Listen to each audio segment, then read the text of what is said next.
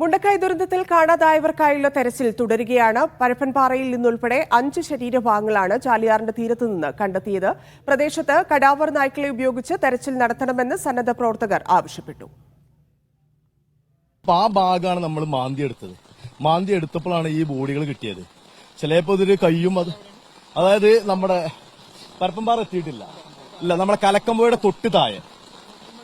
തൊട്ട് താഴെന്നാണ് ഈ ബോഡി കിട്ടിയിരിക്കുന്നത്. കാരണം 3 എണ്ണമായിട്ട് അത് ശരിക്കും പറഞ്ഞാല് ഗവൺമെന്റ് ഒരു കാര്യം മാത്രം ചിന്തിക്കുക, മാക്സിമം ബോഡികൾ നമ്മുടെ ഈ ചാലിയാർ പുഴയുടെ തീരത്തുണ്ട്. വിവരങ്ങളുമായി നന്ദഗോപാൽ ചേരുന്നുണ്ട്.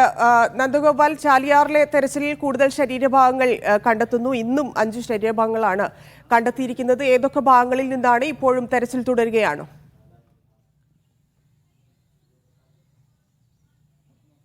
ധന്യ, ഇന്ന് ജനകീയമായ ഒരു തെരച്ചിലാണ് ഈ ചാലിയാർ മേഖലയിൽ നടന്നിട്ടുണ്ടായിരുന്നത്. അതായത് NDRF, ഒപ്പം തണ്ടർബോൾട്ട്, പോലീസ്, ഫയർഫോഴ്സ് തുടങ്ങിയ സേനകൾക്കൊപ്പം നാട്ടുകാരും സന്നദ്ധ പ്രവർത്തകരും ചേർന്ന് 5 ഭാഗങ്ങളിലായാണ് ഇന്ന് ചാലിയാർ ഭാഗത്ത് ഇത്തരത്തിൽ തെരച്ചിൽ നടത്തിയത്. ഈ തെരച്ചിലിൽ ആകെ 5 മൃതദേഹ ഭാഗങ്ങൾ ലഭിച്ചു എന്നുള്ളതാണ് ഇന്ന് ഏറ്റവും പ്രധാനപ്പെട്ട കാര്യം. അതിൽ ഈ പരപ്പൻപാറയിൽ നിന്ന് മാത്രം 3 ശരീരഭാഗങ്ങളാണ് ലഭിച്ചിട്ടുണ്ടായിരുന്നത്.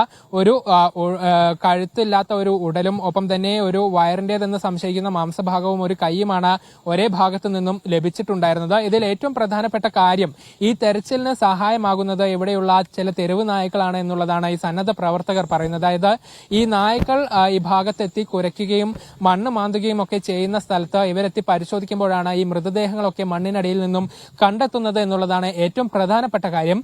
അങ്ങനെയാണെങ്കിൽ കടാവർ നായ്ക്കളെ ഇവിടെ എത്തിച്ച ശേഷം പരിശോധന ഒന്നും കൂടെ വിപുലമാക്കണം എന്നുള്ളത് സന്നദ്ധ സംഘടനകൾ അറിയിക്കുന്നുണ്ട്.